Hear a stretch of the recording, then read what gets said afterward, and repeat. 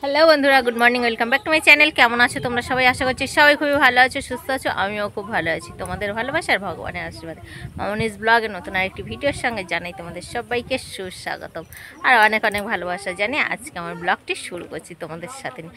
চলো বন্ধুরা, তোমরা দেখতে থাকো। এখানে এসেছি, জানোই তো আমরা হচ্ছে মামার বাড়িতে এসেছি সবাই মিলে জামাই ষষ্ঠী। তার আগের জামাই ষষ্ঠীর ব্লগটা তোমরা দেখেছো। আর এখানে দেখো মানে বৃষ্টি হয়ে মাঠে মাঠে ঘাটে বৃষ্টি ভর্তি হয়ে গেছে, জলে ভরা মাঠ। আর গাছে তো এত খেজুর হয়েছে, এত খেজুর হয়েছে। চলো তোমাদেরকে একটু দেখাই, আর মাঠগুলোও দেখাচ্ছি। মাঠে নেমে ভাবছি একটা শর্টস ভিডিও করব মাঠের জলে। চলো তোমরা দেখতে থাকো। দেখো মাঠ ভরা, পুরো একদম বৃষ্টির জলে মাঠ ভরে গেছে। ওদিকে ওদিকে ওদিকে ওদিকে এদিকে কত করে জলে মাঠ ভরে গেছে। এদিকে দেখো গাছে খেজুর। এই খেজুর পারবো, আমি গাছে উঠবো, খেজুর পারবো, তোমাদেরকে দেখাবো কতটা খেজুর পারলাম। তো চলো তোমরা কন্টিনিউ ব্লগটি দেখতে থাকো। আমি এখানে আসলে কোথায় খেজুর কোথায় তেঁতুল তোমরা তো জানো, আমি সব গাছে উঠে উঠে পারি। চলো তোমরা কন্টিনিউ ব্লগটি দেখতে থাকো।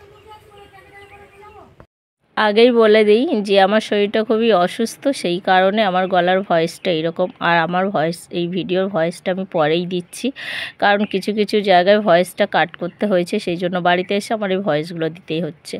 তো এখানে যখন ছিলাম তখন দেখো এখানে খেজুর গাছে এত খেজুর পেকে আছে, তো আমার আর লোভ সামলাতে পারলাম না, আমি উঠে পড়লাম গাছে।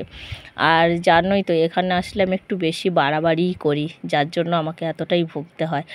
তো তোমরা দেখেছো শর্ট ভিডিওতে যে কোন কাদা মাঠের জলে আমি নেমে একটা ভিডিও বানিয়েছিলাম। তারপরে এইসব খেজুর গাছে, তেঁতুল গাছে, আম গাছে, জাম গাছে যখন যেখানে মন চাইছে আমি উঠে পড়ছি। তো এখন দেখো আমি খেজুর পাচ্ছি, আর খেজুরগুলো এত সুন্দর লাল হয়ে পেকে আছে। আর এই প্রাকৃতিক জিনিসগুলো খেতে, এই ফলগুলো খেতে কার না ভালো লাগে, তাই না বলো? আর খেজুর খেতে কারা কারা পছন্দ করো অবশ্যই জানিও। আর আমরা গ্রামের দিকে, গ্রামের ফল খাবো না তাই বলে তো হয় না।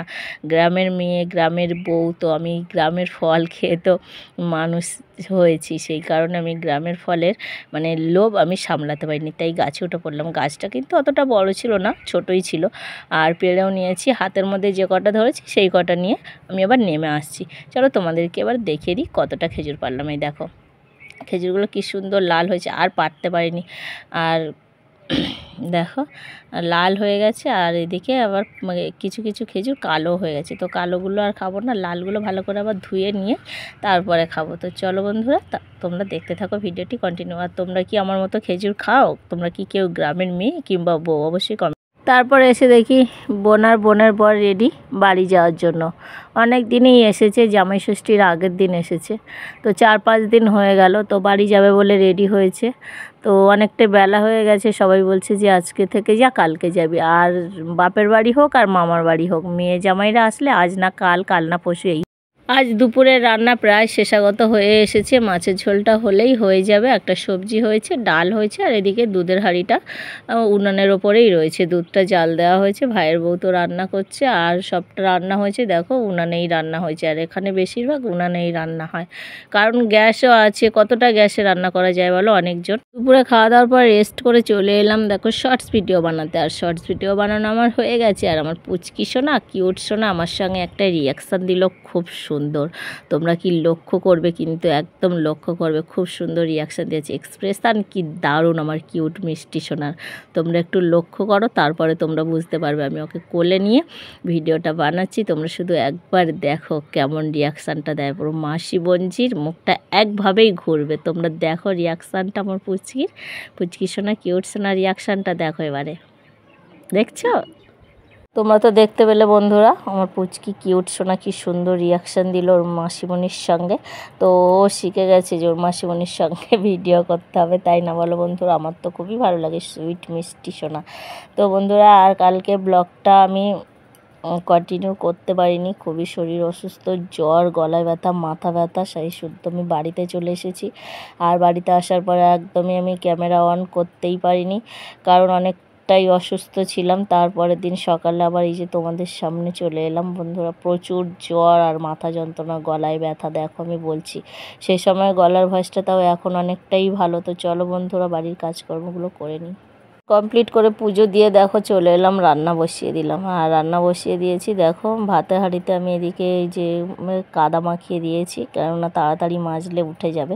আর আমরা সব থেকে মেয়েদের কাছে ওই যে ক্ষণিকের জন্য 2 দিন হোক, 3 দিন হোক, 4 দিন হোক বেড়াতে যাওয়া কিংবা ঘুরতে যাওয়া কিংবা বাপের বাড়ি যাওয়া, মায়ের বাড়ি যাওয়া, যাই হোক সেটা ক্ষণিকের জন্য আসতেই হবে, সংসারে ফিরে আসতে হবে। আর সংসারের কাজকর্ম নিজে হাতে সামলাতে হবে।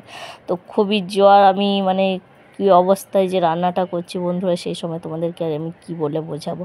প্রচুর মাথায় যন্ত্রণা, প্রচুর জ্বর উঠেছে, সেই সমস্ত মানে কাজ আমাকে সবটাই করতে হচ্ছে, রান্নাও করতে হচ্ছে।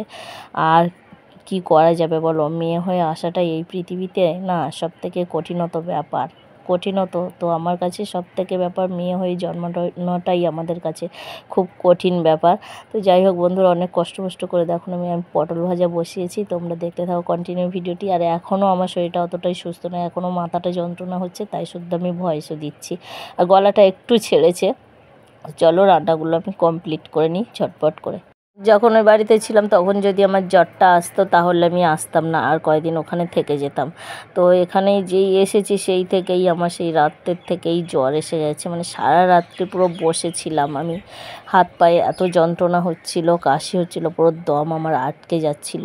তো আমি তো যদি আমার ওখানেই জ্বর এসে যেত আমি আর আসতাম না বাড়িতে। সেই জ্বর, মাথা যন্ত্রণা তোমরা তো জানো, আর তোমরা অনেকেই আমার শর্টস ভিডিওতে কমেন্টস করেছো, দিদি তোমার কী হয়েছে, দিদি তোমার কী হয়েছে, দিদি তোমার কী হয়েছে। তো বলেই দিলাম, আমার জ্বর, মাথা যন্ত্রণা প্রচুর হয়েছিল। অনেক কষ্ট করে রান্নাগুলো আমি কমপ্লিট করেছি, আর আমার চোখ মুখের অবস্থা খুবই খারাপ, মাথা যন্ত্রণা। আর আমি যা হোক করে রান্নাটা কমপ্লিট করেছি, সব কিছু নিরামিষ রান্না হয়েছে, তাও চারটে তরকারি করতে হয়েছে, ডাল, পটল ভাজা, বাঁধাকপি আলুর তরকারি, কুমড়ো আলুর তরকারি, কুমড়ো আলু পুঁই শাক দিয়ে তরকারি। তো 4 রকম পদ রান্না করেছি, করে রেখে বারান্দায় তুলে দিয়েছি। এবারে যা পারো করো, আমি এবারে শুয়ে পড়বো।